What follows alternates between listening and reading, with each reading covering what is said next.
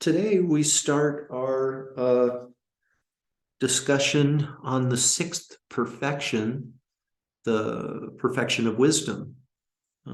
Really, really meaningful, the most meaningful set of teachings, to my way of thinking, in matters of training the mind. And as is so often the case, serendipitously, in When You Greet Me, I Bow by Norman Fischer, there's a very appropriate writing in here. And just a little preface before I read this. Norman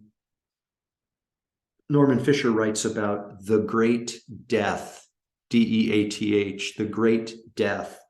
And in Zen, what the great death refers to is the death of dualistic view, the death of the view of non-interconnectedness. So Norman Fischer writes, the great death, oneness, enlightenment, total acceptance of reality beyond good and evil. This is a necessary step in Zen or any other profound spiritual practice. But although this may be ultimate, it is only a step. Zen calls it the great death for a good reason.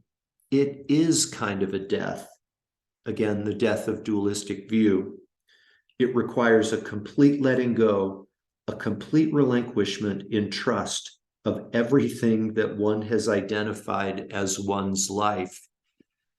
And I would invite you to let those words guide you as we move forward with our discussions,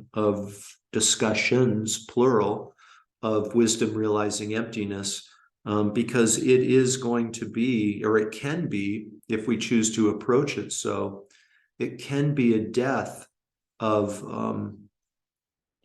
the way in which we have viewed our life, the way in which we have viewed the world around us. And this death, if we embrace it, can bring about a complete awakening, a complete and permanent awakening from all forms of suffering, and thus experience the peace, the everlasting peace of complete enlightenment. That's what's available to us through these teachings on wisdom, realizing emptiness. So with that, why don't we go ahead and settle in for some meditation? Once you have adopted a comfortable and correct meditation posture, please gently transition into meditation on the inner body. Be like a mountain as you silently observe sensations. Sensations that may arise in the form of a tingling, perhaps a lightness, perhaps a heaviness, perhaps a pulsation. No analysis is necessary. There's nothing to figure out. Just be the silent observer of these sensations and allow a more tranquil, supple, non-conceptual state of awareness to emerge.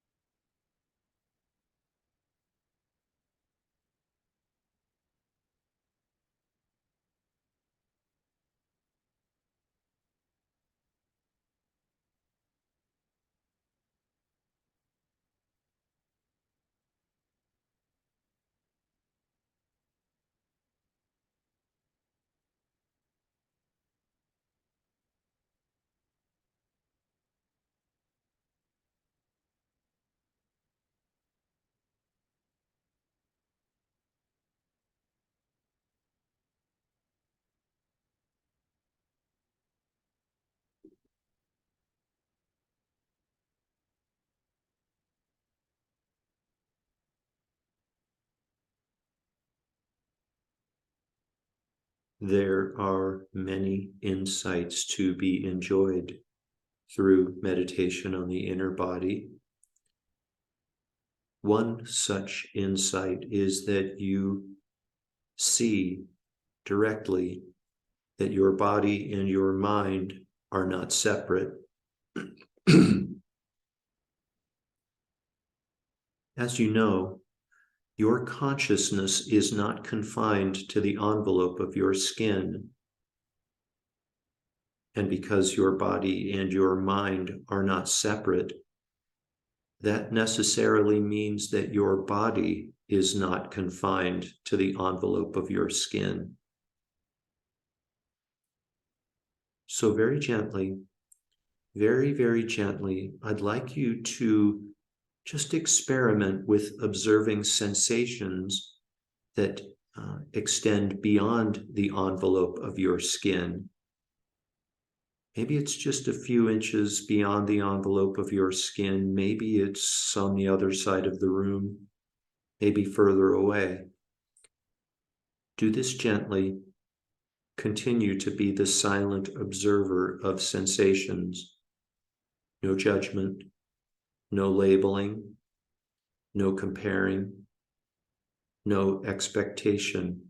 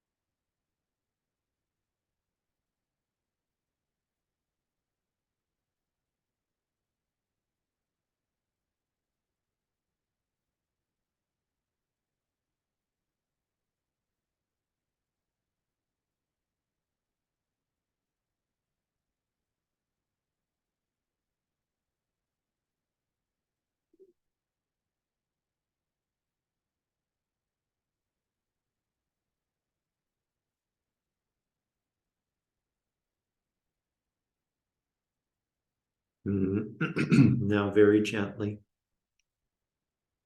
very, very gently, please allow your breathing to become less shallow as you begin to arise from meditation.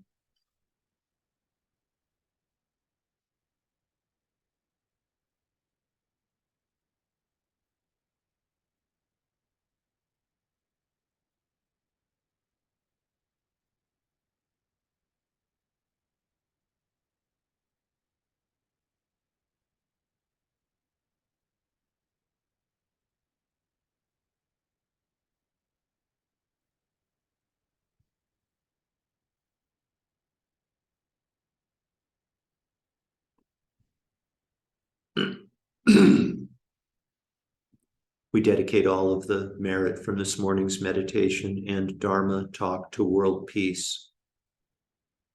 May all beings without exception be completely and permanently freed from all forms of emotional and physical suffering.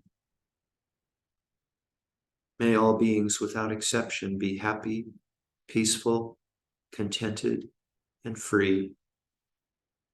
And may we individually apply joyful, steadfast effort to our study and practice of wisdom realizing emptiness for the benefit of all those who share our world with us.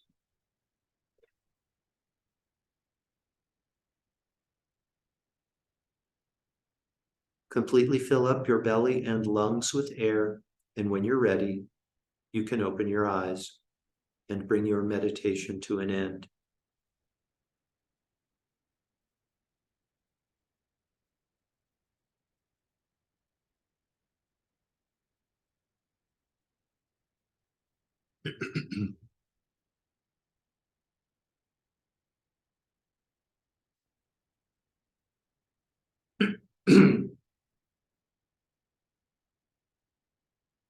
Welcome back, everyone.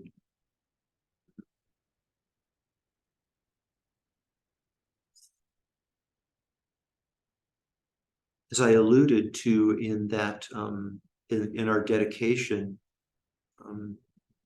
want to remind you that there's a difference between wisdom and the perfection of wisdom, right? The latter being that we have a bodhicitta motivation, a motivation to become a better person for the sake of all of those in our life, all of those who share our world with us. Yeah, that's why for the last 2 or 3 weeks we've been studying Sharon Salzberg's text, Loving Kindness, as sort of a preliminary study to prepare for our wading into the waters of the perfection of wisdom. And remember, the perfection of wisdom, it's our intention, our selfless intention to become a better person for the sake of those around us, perhaps even the intention to become fully awakened for the benefit of those who share our world with us. That's what makes it a perfection, that motivation, that selfless motivation of loving kindness and compassion. So we're going to be spending several weeks going through the perfection of wisdom. And throughout it, I'd like to offer a couple of questions for you. And you can write these down now if you want, or you can wait. I'm going to send an email. I'm going to send an email with the 2 questions. But I would invite you to continually, over the next few weeks, maybe for the rest of your life, ask yourself these 2 questions over and over. And these questions relate to when you are perceiving or getting to know an object. And an object can be an inanimate object, a so-called inanimate object. It can be a person, it can be a place, it can be a situation. When you are perceiving an object, I would invite you to ask two questions. The first question is, what is there? What is there with this thing? And question number two is, what is really there? With the word really underlined and italicized. The two questions, what is there? And the other question, what is really there? Okay, and we'll develop the meaning behind those two questions and why they're important over the next several weeks. So I'd like to share another reading with you, another one that just appeared serendipitously. This one from a book called The Wisdom of Imperfection, and a beautiful book. I'm reading through it the second time. There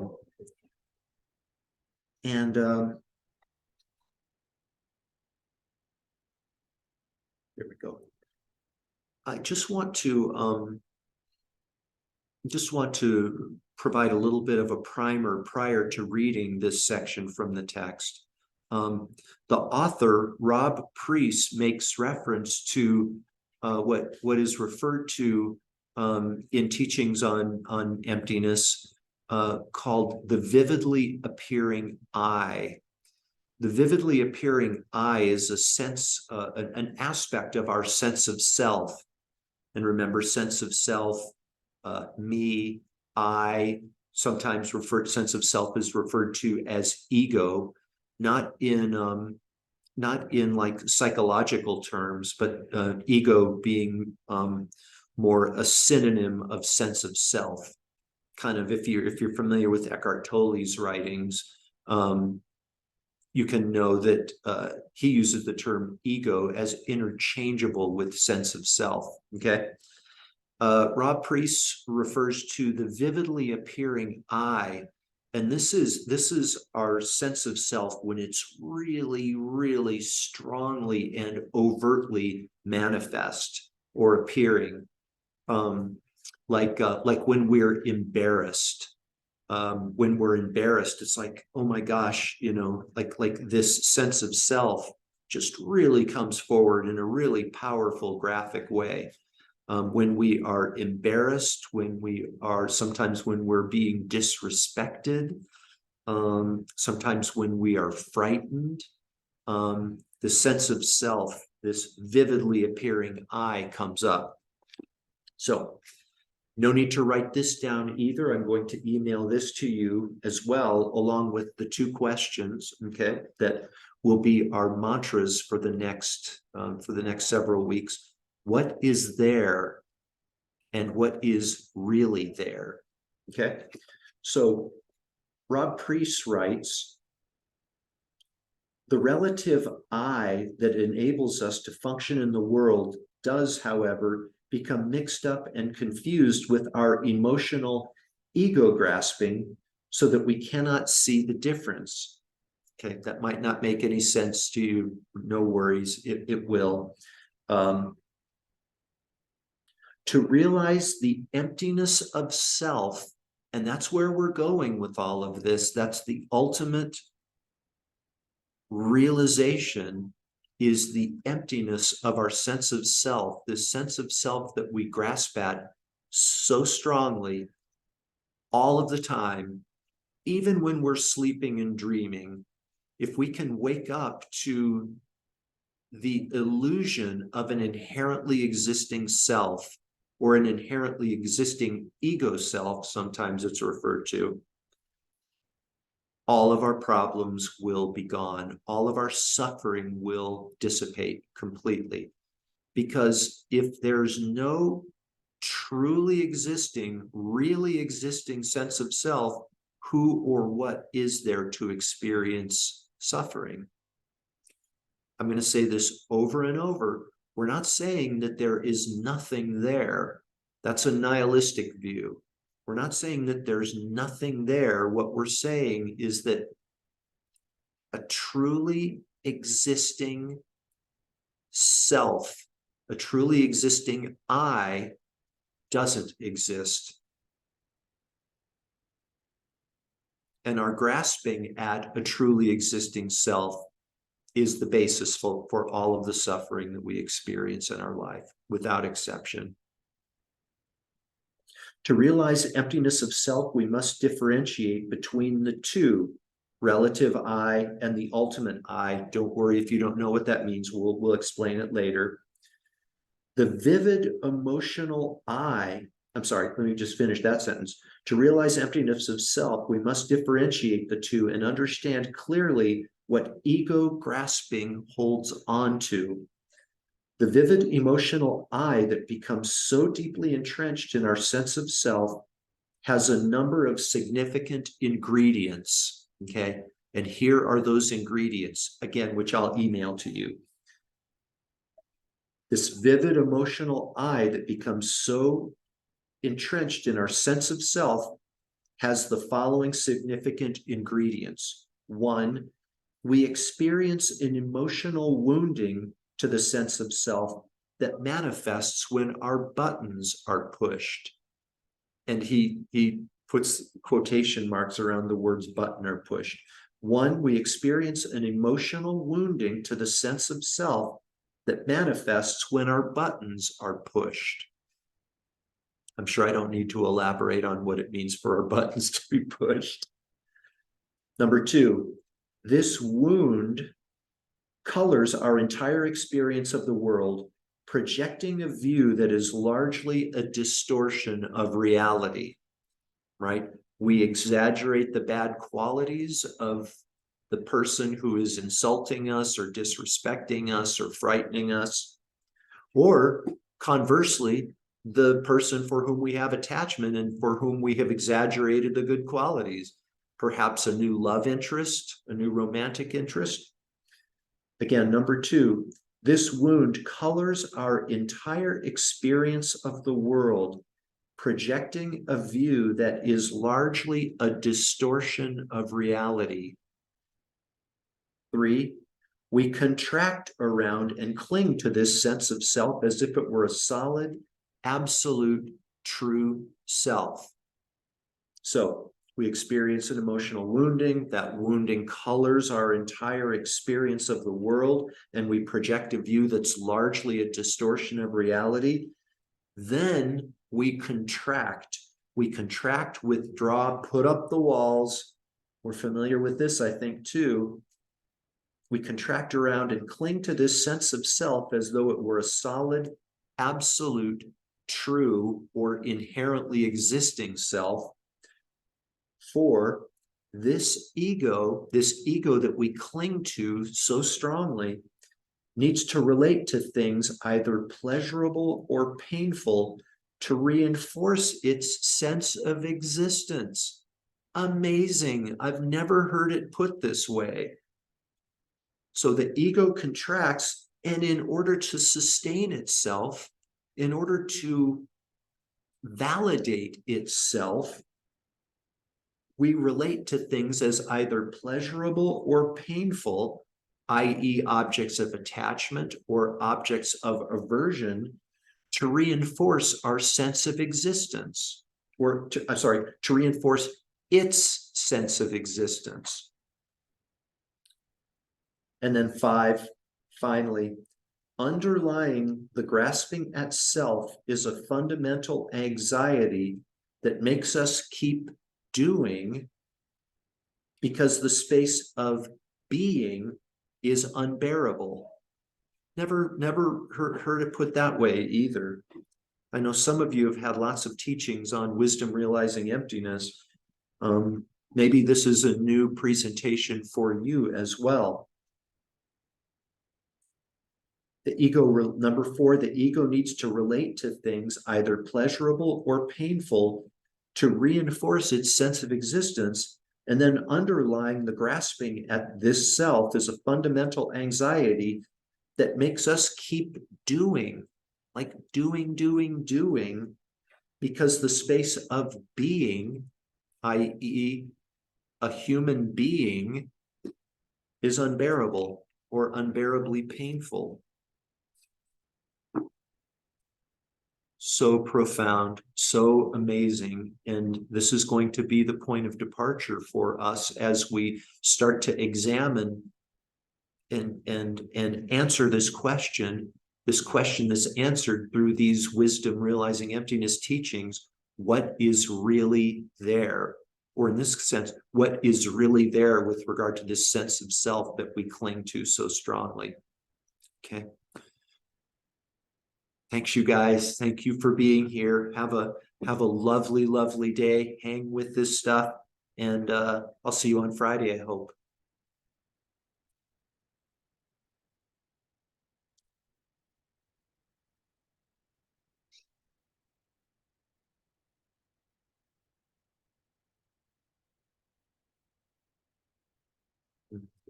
Bye, Paul. Bye, Marilee.